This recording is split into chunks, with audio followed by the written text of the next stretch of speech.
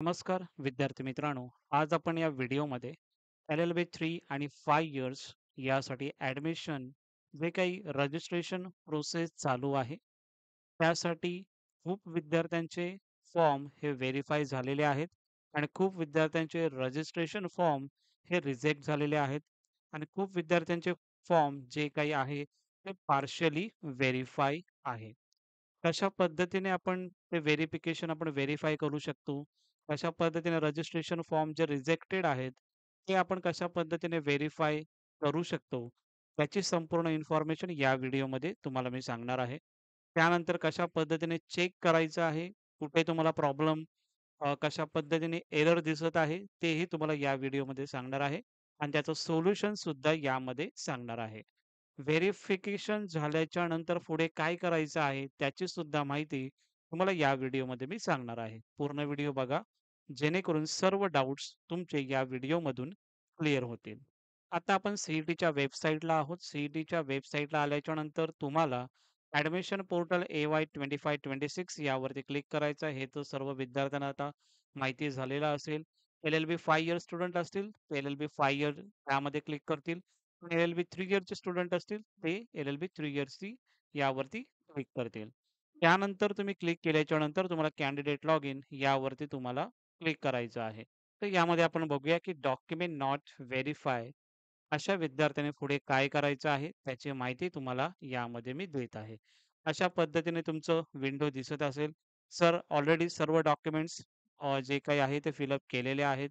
जे काही documents upload करायचे होते ते सुद्धा केलेलं आहे. तरी पण डॉक्युमेंटेशन व्हेरिफिकेशन नॉट व्हेरिफाय येते. ज्या विद्यार्थ्यांनी आज जर केल्या असेल, तर त्या विद्यार्थ्यांना 24 अवर्समध्ये तुमचं जे काही डॉक्युमेंटेशन व्हेरिफिकेशन आहे ते व्हेरिफाय होऊन जाईल. ओके.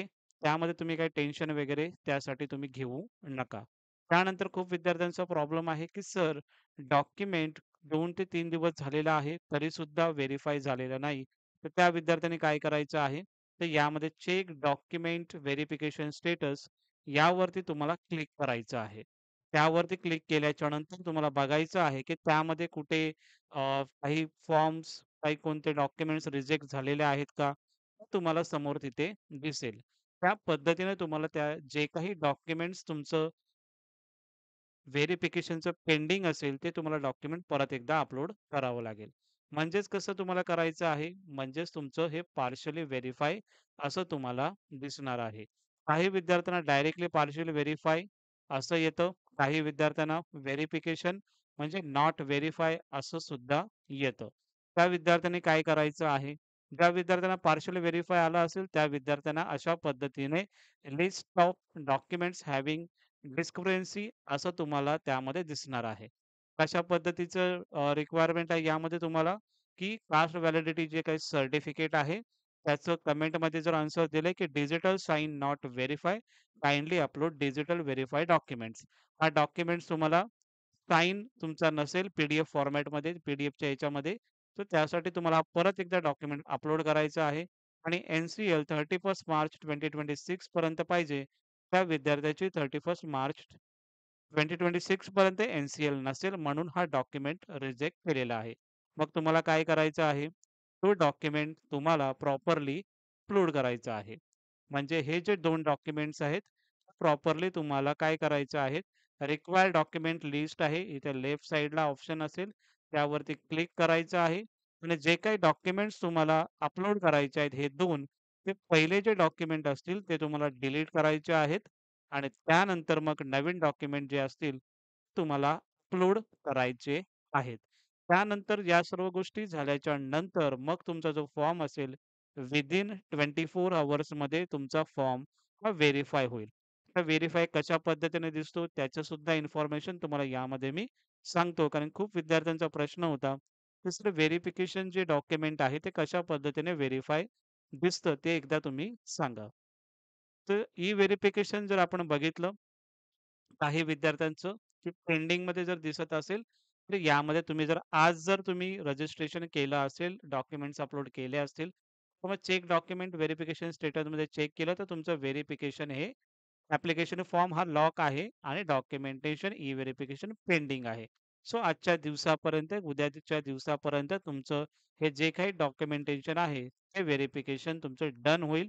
डन झाल्याच्या नंतर कशा पद्धतीने तुमची स्क्रीन दिसणार आहे, ते तुम्हाला मी सांगणार आहे. पण यामध्ये जर काही रिजेक्ट जर डॉक्युमेंट झाला असेल, तर तुम्हाला काय करायचं आहे, अनलॉक ॲप्लिकेशन फॉर्म यावरती क्लिक करायचं आहे आणि जे काही तुमचे डॉक्युमेंटचे काही चेंजेस असतील, पूर्ण फिलअप करून तुम्हाला ते अपलोड करायचे आहेत.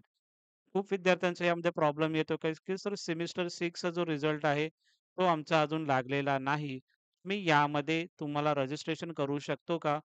तर यामध्ये रजिस्ट्रेशन तुम्ही करू शकत नाही. कारण की तुमच्या इकडे कोणतेही सर्टिफिकेट नसणार आहे. तुम्ही त्या त्या रजिस्ट्रेशनमध्ये तुम्ही कोणते मार्क्स त्यामध्ये टाकणार आहात. कोणतेही मार्क्स तुमच्याकडे नसणार आहात. त्यासाठी तुम्ही तिथे एलिजिबल नसाल. बट 10 तारखेच्या अगोदर तुमचं रजिस्ट्रेशन वगैरे प्रोसेस चालू आहे. त्या अगोदर तुमचं रिझल्ट लागलं किंवा ज्या विद्यार्थ्यांचा रिझल्ट लागलेला आहे, त्यांना जर जे काही प्रोव्हिजनल मार्कशीट आहे ते कॉलेजमधून जर तुम्हाला भेटली, तर त्यावरती कॉलेजचं स्टॅम्प आणि सिग्नेचर घ्या. तो डॉक्युमेंट तुम्ही अपलोड करू शकता. सो ई-व्हेरिफिकेशन पेंडिंग अशा पद्धतीने असेल आणि काही एरर वगैरे असेल, तर इथे तुम्हाला दिसेल. मग ते प्रॉपर पद्धतीने ते डॉक्युमेंट्स अपलोड करा. त्यानंतर मग नेक्स्ट जो असेल तुमचं finally document verify. Finally document verify म्हणजे कशा पद्धतीने तुमचं डॉक्युमेंट व्हेरिफाय झालेलं आहे आणि त्यानंतर तुम्हाला काहीही करायची गरज नाही. त्यासाठी तुमची स्क्रीन अशा पद्धतीने दिसली पाहिजे. म्हणजेच तुम्हाला दिसते इथे ॲप्लिकेशन फॉर्म कन्फर्म जो तुम्ही ॲप्लिकेशन जे काही डॉक्युमेंट्स अपलोड केलेले आहेत, त्यानुसार इथे कन्फर्म आहे. मग ई-व्हेरिफिकेशन जी काही टीम असते, जी कडून अपॉइंटेड असते, ते तुमचे डॉक्युमेंट्स वगैरे प्रॉपरली सर्व चेक करतात आणि ते मग तुमचे डॉक्युमेंटेशन व्हेरिफाय करतात. जर तुमची स्क्रीन असेल, तर तुम्हाला काहीही करायचं नाही. ज्या विद्यार्थ्यांची अशी विंडो असेल डॉक्युमेंट म्हणजे ॲप्लिकेशन फॉर्म कन्फर्म आहे, डॉक्युमेंट व्हेरिफाय आहेत. अशा विद्यार्थ्यांनी सध्या तुम्हाला काहीही करायचं नाहीये. तुम्ही वेट करायचं आहे. पुढे तुम्हाला काय करायचं आहे त्याची प्रोसेस मी तुम्हाला सांगणारच आहे. पण ज्या विद्यार्थ्यांचं मग पार्शियली व्हेरिफाय असेल त्यासाठी तुम्हाला मी सांगितलं काय करायचं आहे आणि ज्या विद्यार्थ्यांनी आज जर अपलोड केले असतील डॉक्युमेंट्स, त्या विद्यार्थ्यांनी 24 अवर्समध्ये तुमचे डॉक्युमेंट्स व्हेरिफाय होऊन जातील. कशा पद्धतीने विंडो दिसते, ते तुम्हाला इथे मी दाखवलेलं आहे. अशा पद्धतीने विंडो तुमची दिसत असते. आता खूप विद्यार्थ्यांचा डाउट्स होतं, की व्हेरिफाय जे काही तुमचं डॉक्युमेंट स्क्रीन दिसत असते, तर मग चेक जे काही तुमचं चेक डॉक्युमेंट्स व्हेरिफिकेशन स्टेटस आहे, यावरती क्लिक केलं, तर हे सर्व तुमचं व्हेरिफाय स्टेटसमध्ये असलं पाहिजे. व्हेरिफायमध्ये स्टेटसमध्ये आहे, म्हणून तुमचा तो डॉक्युमेंट तुमचं व्हेरिफिकेशन डन झालेलं आहे. जर यामध्ये काही प्रॉब्लेम असेल एस-एस-सीमध्ये किंवा एच-एस-सीमध्ये, तर या कमेंट सेक्शनमध्ये इथे तुम्हाला त्याचा एरर दिला जातो.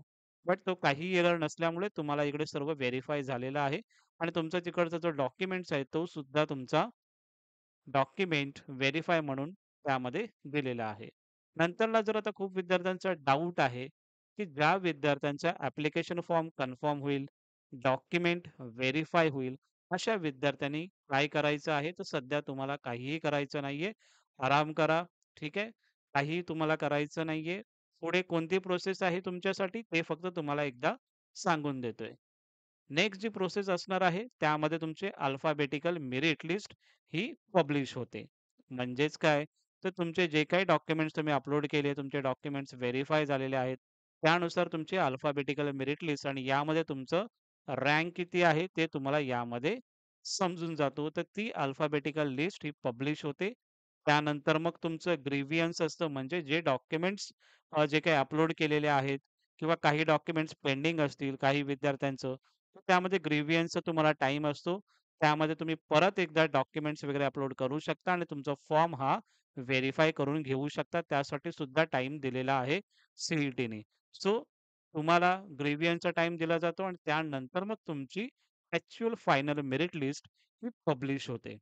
ही फायनल मेरिट लिस्ट पब्लिश झाल्याच्या नंतर मग तुमचं कॅप राउंड 1 आणि कॅप राउंड 2 मध्ये सेम तुम्हाला प्रोसेस फॉलो करायची आहे. म्हणजे कॉलेजचे प्रेफरन्स वगैरे असतील, काही असेल ते तुम्हाला फायनल मेरिट लिस्ट पब्लिश झाल्याच्या नंतरच ते होणार आहे.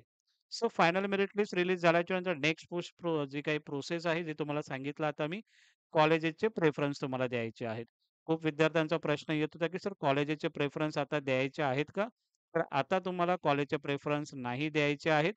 आता फक्त तुम्हाला जे काही डॉक्युमेंट व्हेरिफिकेशन व्हेरिफाय करून घ्यायचं आहे आणि ही जी प्रोसेस मी तुम्हाला सांगितलेली आहे, ती तुम्हाला फॉलो करायची आहे.